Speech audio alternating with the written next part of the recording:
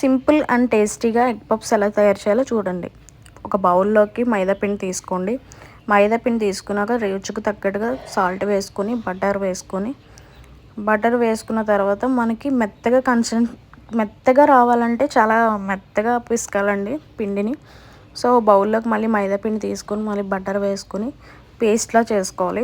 చేసుకున్న తర్వాత మనం చపాతీలు ఎలా చేసుకుంటామో పూరీలకి అలా చేసుకుని దానిపైన మళ్ళీ బటర్ వేసి మళ్ళీ కొంచెం పిండి అతికించి మళ్ళీ సేమ్ ప్రాసెస్ అనమాట. నేను ఎలా చేస్తున్నాను, మీ ఇంట్లో కూడా అలా చేసుకోండి.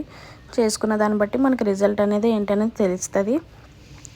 సో తీసుకుని వేసుకున్న తర్వాత మళ్ళీ మనం అవి కట్ చేసుకోవాలి. కట్ చేసుకున్నాక మళ్ళీ నేను కర్రీని ఎగ్ పెట్టేసి చూడండి ఎలా లేయర్గా వేస్తున్నాను పైన. సో మళ్ళీ వేసేసుకున్న తర్వాత మనం ఆయిల్లో వేపేసుకోవడమే. సో చాలా మెత్తగా